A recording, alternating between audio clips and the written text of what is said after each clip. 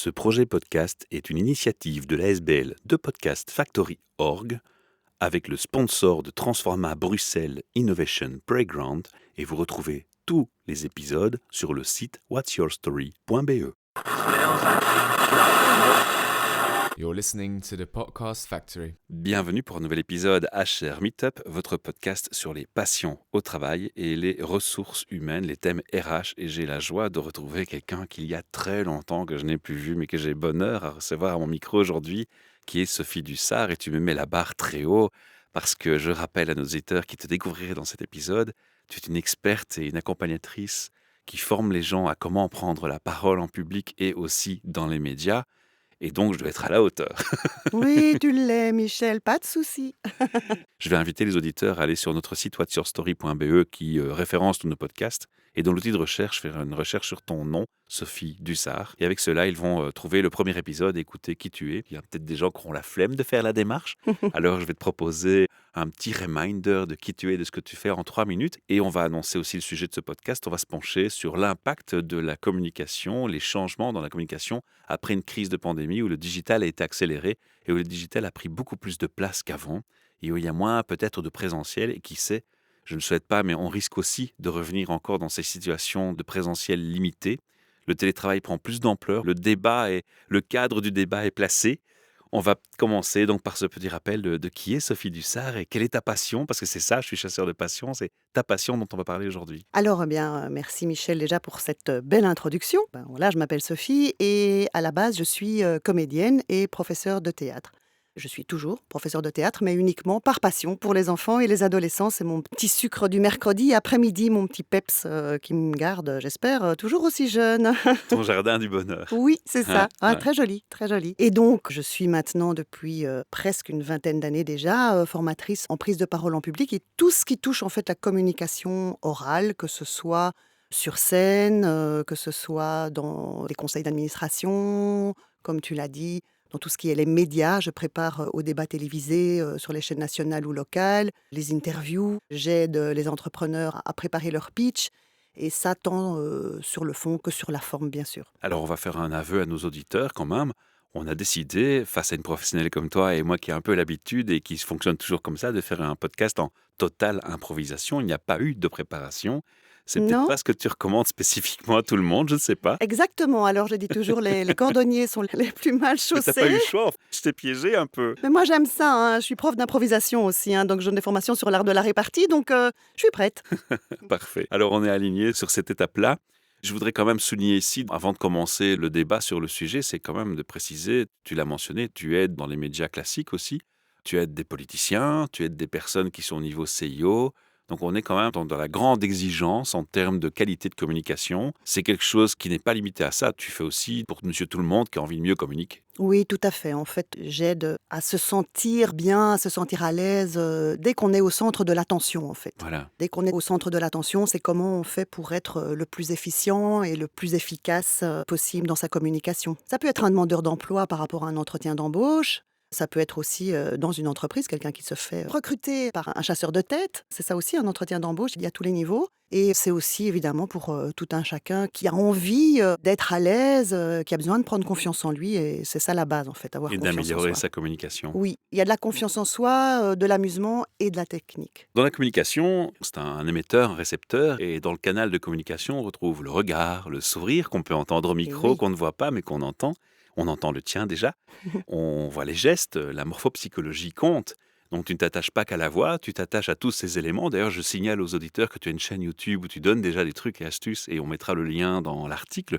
Et j'invite les gens à aller voir les petites vidéos très intéressantes, très didacticielles et assez courtes d'ailleurs que Ah tu fais oui, oui. qui donne des trucs et astuces. Alors, Merci. maintenant, on va rentrer dans le vif du débat. Est arrivée cette fameuse hystérie collective. Alors, chacun l'interprète comme il le veut, mais moi, ce sont mes mots, c'est mon interprétation, et ça n'engage que moi, c'est ma lecture. Avec des conséquences réelles, certes, mais quand même une forme d'hystérie collective derrière, et des extrêmes dans toutes les prises de décision, mais aussi des bonnes choses, des leçons qu'on a pu tirer, et des choses qui ont accéléré en entreprise. Et qu'est-ce qu'on a observé en entreprise? C'est une accélération du digital, on l'a dit. Les gens sont passés en télétravail, ils ont dû faire leurs réunions, leurs meetings, face caméra, à distance, avec un ordinateur. Oh mon Dieu! Je me pose la question, Sophie, est-ce que tu étais à ce moment plus sollicitée que jamais ou bizarrement et paradoxalement moins qu'habituellement? C'est la première question que j'ai pour toi. Ok, alors par rapport à la pandémie, il y a vraiment eu 2 phases. Il y a eu la première phase où personne ne pensait que ça allait durer. Et franchement, moi, j'y croyais pas non plus, hein. D'ailleurs, tout a été arrêté. J'ai dit à mes petits élèves de théâtre et mes grands aussi, On se revoit dans quelques mois. même pas dans quelques mois, moi c'est dans 3 semaines, franchement. D'accord. Voilà. Personne n'y croyait, tout était mis en suspens. Et en septembre, tout a repris un peu, plus ou moins normalement son cours. Balbutiant cependant. Voilà, et toutes mes formations dans les entreprises qui avaient été mises en suspens ont toutes été reprogrammées en septembre-octobre. Alors j'ai eu 2 mois de folie avec des formations tous les jours. Et puis est arrivé le deuxième confinement. Et là, je pense que c'est vraiment là que tout le monde s'est rendu compte de la gravité de la situation et qu'on a pris tous une réelle douche froide, quoi. Et là, ça a vraiment été le début de la fin. Et quand on parle des médias, on m'avait demandé pour transformer mes formations en digital. Bon, à l'époque, j'ai dit, mais non, non, je vais pas le faire parce que à distance, ça s'y prête pas. Tu l'as bien mentionné toi-même, tout ce qui est le non-verbal, l'attitude, la force de conviction, ça passe par la manière de dire les choses. Et ça se limite pas au tronc. Pas du Les tout. pieds, les jambes, croiser les jambes, avoir une position. Tout à fait. Enfin, pour celui qui s'intéresse à la psychologie de Jung et aux attitudes, au positionnement, au fonctionnement cerveau droit, cerveau gauche et aux neurosciences, va tout de suite comprendre que tous les détails comptent. Et donc, quelque part, quand on est face caméra, même si à l'image, on coupe une partie du corps qui est invisible, on est dans un contexte déformé, on perd des canaux de communication. Tout à fait, mais en plus, pour moi en tout cas, le plus gros problème, c'est que en général, on regarde l'écran quand on est en Zoom, quand on est en visio, etc. Quand on s'adresse aux gens, la première erreur, et ça c'est dans les... J'anticipe peut-être un peu dans les conseils des formations que j'ai donnés évidemment bien sûr par la suite, c'est que la plus grosse difficulté est de regarder la caméra pour que les gens aient l'impression que toi tu les regardes. Dans les yeux. Dans les yeux, bien sûr, Ah ouais. et établir une communication. Et la confiance est dans le cercle de discussion, parce que la confiance, moi je dis toujours, si quelqu'un ne sait pas me regarder dans les yeux quand je lui parle, j'ai du mal à faire confiance. Tout à fait, mais à côté de ça, quand toi, tu parles, si toi, tu es au moment où tu es l'orateur, tu regardes la caméra, mais la personne, elle regarde l'écran. Donc après, quand toi, tu dois voir les personnes qui parlent, tu regardes l'écran. Donc tu n'as plus cette communication. Donc c'est quelque chose qui est tronqué et qui, je pense, ne sera... Enfin, il n'y a pas de solution, quoi, déjà. Il a fallu apprendre à se dire, tiens, on ne me regarde pas. Ou quand j'ai commencé à donner donc mes formations comme ça en digital, de se dire, eh bien, oui, c'est vrai, je regarde les gens, je regarde des petites cases. Enfin, voilà, ça a été assez compliqué. Donc, voilà pourquoi, pour en revenir, puisqu'on dévie un peu, au début, j'ai dit, non, moi, je ne fais pas ça et tout va revenir à la normale. Et puis, c'est pas revenu à la normale, quoi. Et là, ça a été catastrophique pour plein de milieux Tu as eu professionnels. moins de demandes? Ah ben moi, toutes les formations collectives ont été annulées. Parce que c'est paradoxal, on aurait dû voir l'inverse se produire. Je crois que toute personne intelligente qui réfléchit un peu sur le thème d'un changement de mode de communication aurait dû se dire, c'est le moment ou jamais, on a besoin de quelqu'un comme toi pour former en entreprise. Je vais donner un bête exemple. On parle des yeux, de la morphopsychologie, des Mhm. gestuels, des regards, des mimiques. Mais il y a encore quelque chose d'autre qui est venu se greffer au débat. C'est tout ce qui est parasite.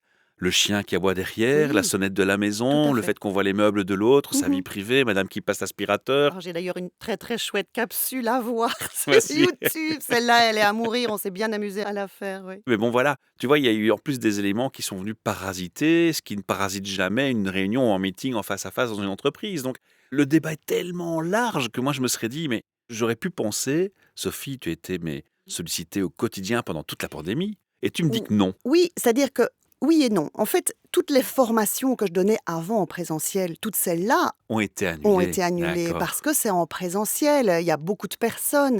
Donc, toute cette formation sur la prise de parole en public, le média training, etc. Ça, c'était moins prioritaire. Mais il n'y en avait plus. Ouais. Et même encore maintenant, à l'heure actuelle, c'est très difficile à cause du télétravail. Je suis un petit peu comme les petits marchands de sandwich qui n'ont plus leurs clients parce que les gens sont en télétravail.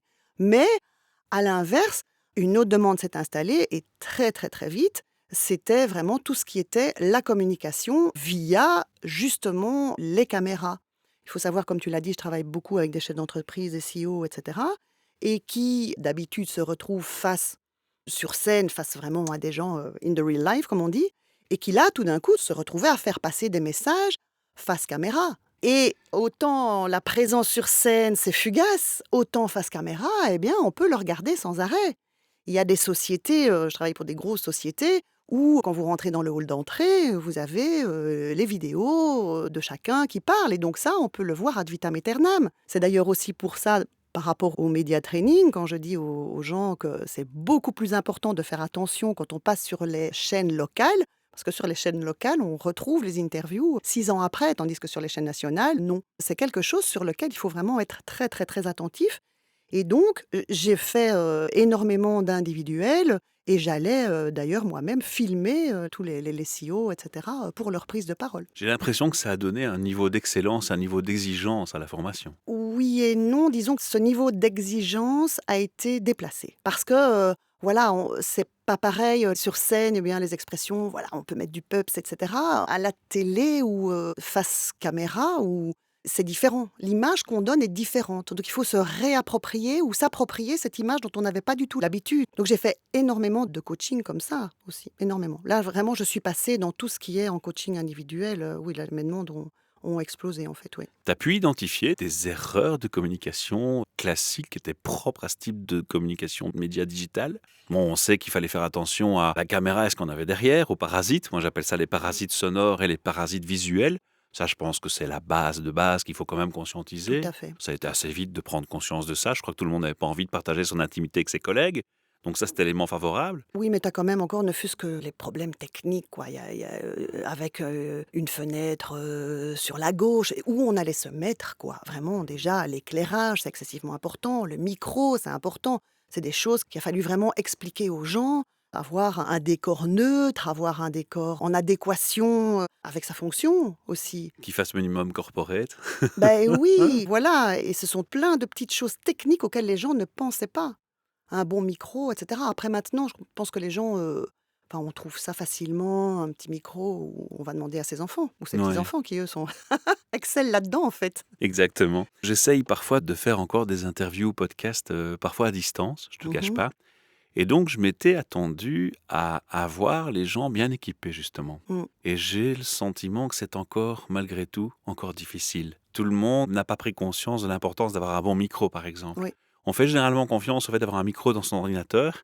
Déjà, il y a une différence entre les marques et les modèles, hein. Mais il y a peu de gens qui conscientisent qu'avoir un micro spécifique pour la voix, quand on est en digital, c'est quand même assez important de faire un petit investissement. tout à Je suis fait. encore confronté à des gens qui me disent: «Ah non, moi j'ai un micro casque au mieux, un micro cravate dans un autre cas», mais c'est encore souvent le micro incorporé à l'ordinateur et c'est pas forcément la meilleure idée. Donc ça commence par une formation matérielle. C'est ça. Donc c'est vraiment tout ce qui est d'abord, c'est la technique, quoi. Ouais. Techniquement, eh bien, il te faut au minimum un micro, il te faut au minimum un bon éclairage pour ne Et une pas bonne avoir qualité de l'air. connexion internet. C'est indépendant de ta volonté. Et ça, c'est un autre gros problème. Parce que tu peux avoir bien préparé ton entourage, regarder si ton fond est bon, et bien prévenir avec des panneaux. Avoir un contenu génial. Oui, voilà. Et puis après, tout le monde est tributaire d'une connexion Internet. Et quand tout le monde s'est retrouvé en télétravail, il n'y a rien à faire avec les enfants qui, eux aussi, suivaient les cours via Internet.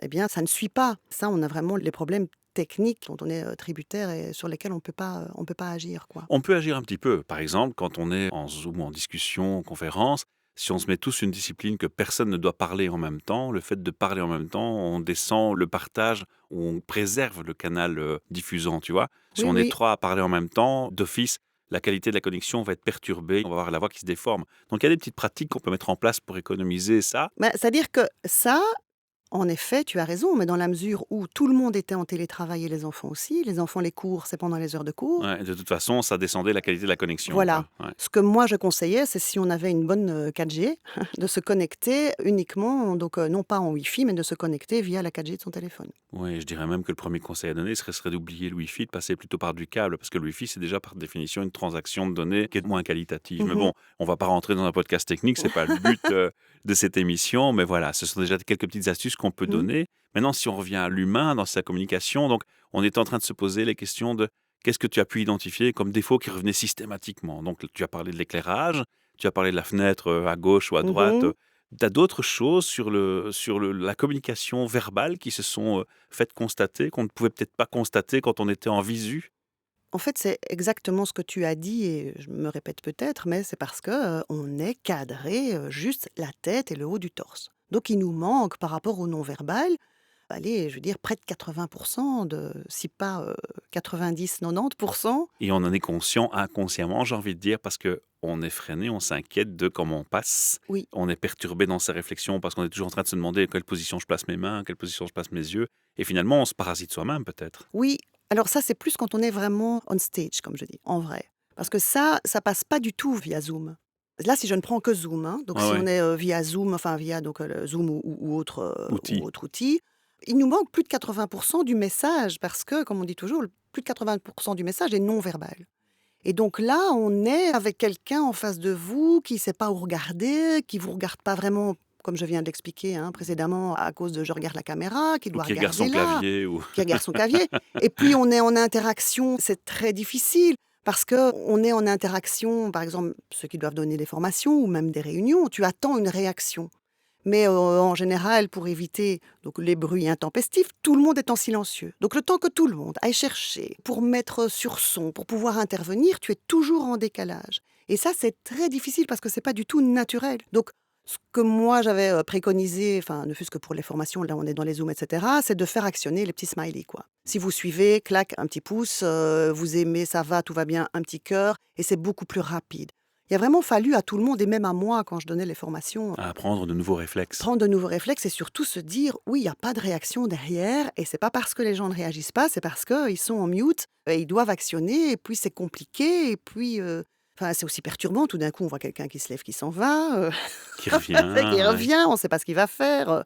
Ça, c'est un peu compliqué. Ça, c'est vraiment pour tout ce qui était la communication en temps réel, entre guillemets, Ouais. avec plusieurs personnes. Maintenant, le reste, ça a vraiment été, donc par rapport à ce que je faisais et ce que je fais, c'est tout ce qui est intervention, média training, par radio. Ça se faisait déjà beaucoup avant, mais il y en a eu beaucoup plus, évidemment. Et comment je prépare mon interview, parce que quand on n'a pas la personne en face de soi, c'est quand même encore plus difficile. Clairement. On n'ose pas interrompre, on n'ose pas dire non, ça ne va pas, je voudrais. Enfin, c'est beaucoup plus compliqué, quoi. Je vais revenir à une autre question maintenant qui est plus le public. Donc toi, tu avais un public assez spécifique, mais aussi large parfois. Et je me suis dit, tiens, dans cette crise, à mon avis, Sophie, elle a dû avoir plus d'RH que d'autres. Et c'est une erreur d'interprétation. Parce que je me suis dit que ces gens qui recrutaient se sont retrouvés à recruter à distance. Et pour eux, plus que pour d'autres encore, j'ai le sentiment que ça devrait être très important de très vite réagir et de revoir cette communication et cette capacité d'interpréter la communication. Parce qu'il y a deux aspects, Mhm, l'émetteur-récepteur. Donc il y a l'aspect, tout à fait. je communique comment pour mon candidat que j'ai en ligne et comment je me positionne et je dois montrer moi-même une belle maîtrise puisque j'attends, j'ai une exigence. J'ai une exigence que l'autre soit capable de faire quelque chose aussi envers moi, qui me montre qu'il gère le digital, tu vois. Et l'autre personne, il faut que je puisse déceler les failles, les choses inhabituelles, les choses qui interpellent, les questionnements qui font penser que est-ce qu'il est authentique quand il me dit, quand il me donne une réponse à une question, ou est-ce qu'il l'est pas, ou pas complètement. Alors, est-ce que c'était ton premier public effectivement, ou je vais avoir une surprise ici? Non, c'était pas mon premier public. D'accord. Mais il a été mon public. Mais mon premier public, vraiment, ce sont les chefs d'entreprise, les CEO ou... Qui devait faire attention à leur image. ouais, vraiment. Tout d'abord, c'était ça. Et vraiment, mais je me rendais sur place. Ah oui, malgré tout, Ah oui, oui, mais forcément. c'était en Ouais. individuel, avec masque, etc. Tout le respect des règles, hein, ça, il n'y a aucun souci. Mais je me rendais en entreprise pour filmer avec mon matériel. C'était difficile pour eux de faire des changements adéquats? Oui. L'humain reprend le dessus, les réflexes humains reprennent le dessus très vite.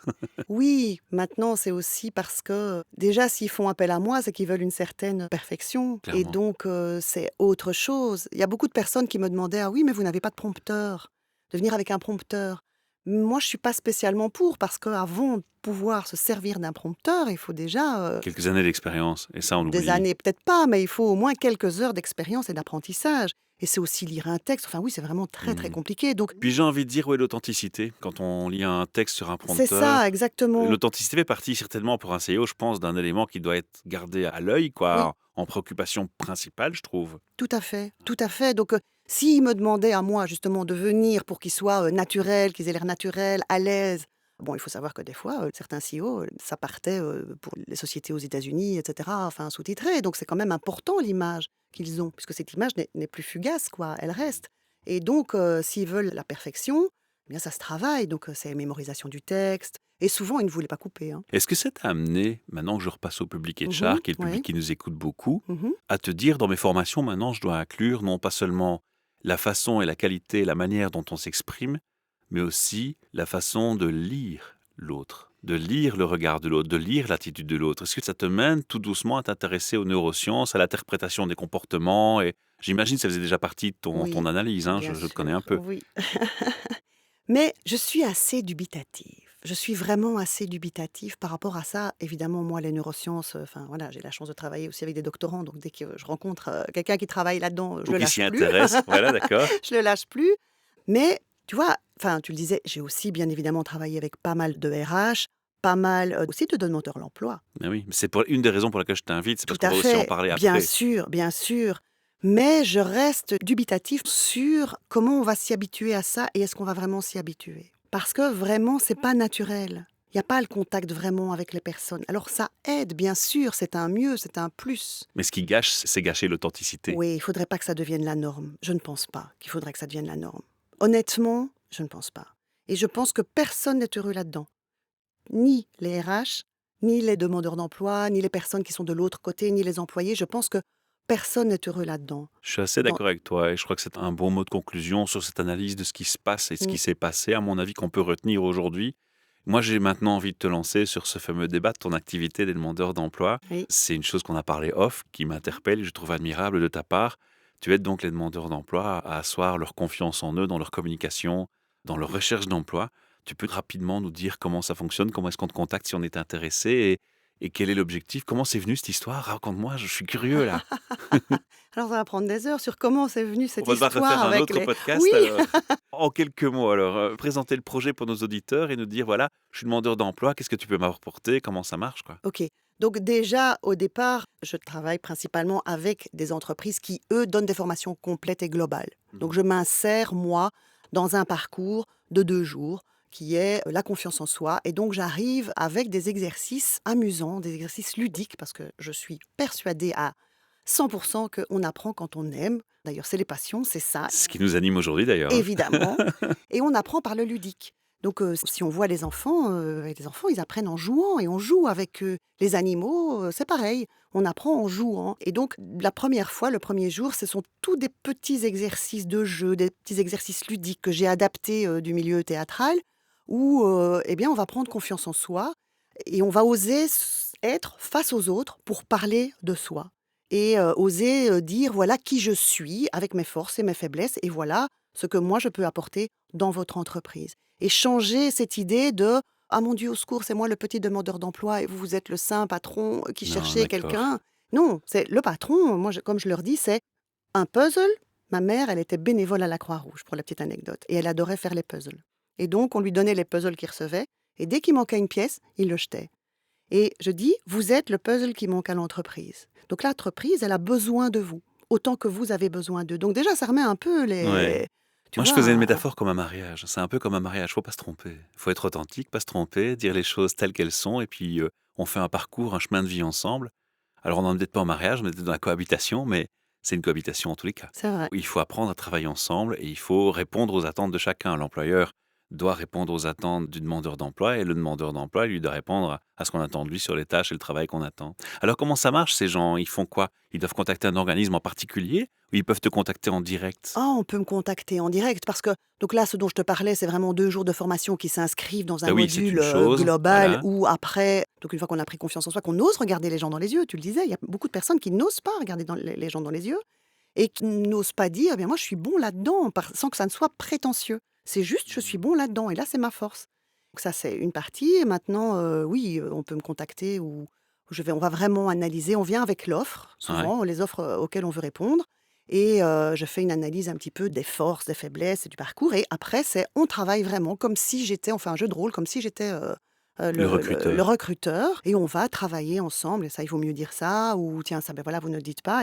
Et oser le dire avec assurance. Tout en restant quand même assez authentique que pour Ah, que ce tout soit à fait, sincère et que le justement, lien se justement. fasse, quoi. C'est Voilà. évidemment ce qu'on va chercher. C'est oser dire face à la personne, dans les yeux, avec sourire, voilà qui je suis. Et pas mentir surtout. Alors ça, il faut Mais jamais quand tu m'as mentir. raconté ça, j'étais assez admiratif. Moi, j'aime beaucoup cette approche d'aider les gens qui sont en recherche d'emploi. Mm, Maintenant, on se pose une question évidemment incontournable.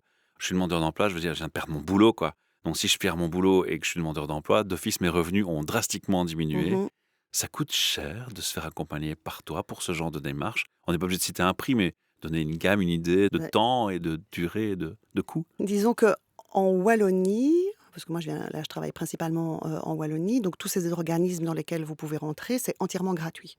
Enfin, c'est Ah, offert. Le mot gratuit, je n'aime pas, c'est offert. ouais. Donc c'est pris en charge par la région wallonne. Et donc il y a des aides, il n'y a pas que moi, hein, évidemment, il y a plein d'aides qui Mhm. entourent sur comment on recherche son emploi, la confiance en Et donc, quoi, on se soi. renseigne au forum alors? Oui, se D'accord. renseigner au forum. Et là, ils ont vraiment des offres. Il y a plusieurs groupes qui font ça, hein, il n'y en a Alors pas moi, qu'un, je vis en quoi. région flamande, ça existe aussi en région flamande et je sais que ça existe aussi en région Oui, bruxelloise. bien sûr, je pense, en tout cas. Alors ici, ça a été mis un peu en suspens à cause justement de ce Covid. Moi, j'ai donné des formations à distance, évidemment, avec ces formations. Donc ça, c'est entièrement gratuit. Par contre, avec moi, ben évidemment, ça a un coût, évidemment. Si on te contacte en direct, Si on me évidemment, ouais. contacte en Mhm. direct, ça a un coût. C'est comme du coaching, quoi. C'est ça, c'est du coaching individuel. Alors évidemment, bon, j'ai un tarif demandeur d'emploi, mais il faut compter, allez, 3 heures, quoi. D'accord. En 3 heures de temps, Bon, c'est ça bon. reste quand même abordable pour un Oui, demandeur d'emploi, oui, évidemment. c'est ça. Après, Et puis si c'est pour décrocher un boulot, c'est vite c'est ça. rentabilisé. Et c'est surtout aussi pour reprendre confiance en soi. Il y a des gens qui sortent de chez moi et qui disent, mais j'imaginais pas que j'avais autant de qualités, par exemple, et que je pouvais mettre en avant et que je pouvais les dire. C'est un beau feedback, ça. C'est un Oui, beau cadeau de la vie. oui. Et alors, souvent, je les filme. Ah ouais. Et alors, quand ils se voient, parce que je filme pas, moi, pour montrer les erreurs, je filme pour montrer comment ils sont bons. Oh, c'est joli. Ouais, et donc, ils se disent, ah, mais oui. Et souvent, je demande alors, est-ce que c'est mieux, moins bien ou pareil à ce que vous imaginiez? Et toujours, c'est mieux. Et de se voir et de se dire, mais tout compte fait, c'est bien. Ça rassure. Et alors là, on est parti plus confiant. Super. Mais écoute, Sophie, j'ai envie de refaire un deuxième podcast avec toi sur le thème parce que je crois qu'on n'a pas abordé tous les thèmes que j'aurais voulu aborder avec toi. On a pris un moment pour se concentrer sur l'essentiel, les nouvelles te concernant. Tu es la bienvenue à mon micro pour revenir un peu plus en Merci. profondeur sur le sujet si tu le souhaites. Pareil pour les auditeurs, si vous avez envie de venir à mon micro parler de thèmes RH ou de votre passion au travail, n'hésitez pas. Venez contactez-moi par la page de podcastfactory.org, envoyez un mail sur la page contact et j'aurai le plaisir et la joie de vous recevoir ici chez Transforma Ever à Bruxelles avec mon sourire, de l'improvisation, un peu comme toi, et puis un échange de passion et un échange de partage, un échange bienveillant. En parlant de bienveillance, si vous avez envie de remercier Sophie Dussart pour le temps qu'elle vous consacre dans ce podcast et dans son partage d'expériences qu'elle vient de faire avec nous, eh bien, une manière très simple de faire qui ne vous coûte rien, c'est un like, un partage et un commentaire sur le podcast. Et on vous en remercie d'avance, c'est un beau cadeau de retour. À très bientôt pour de prochaines aventures podcast. Au revoir, Michel. Au revoir. You're listening to the Podcast Factory. Ce projet podcast est une initiative de l'ASBL de Podcast Factory Org avec le sponsor de Transforma Bruxelles Innovation Playground et vous retrouvez tous les épisodes sur le site whatsyourstory.be.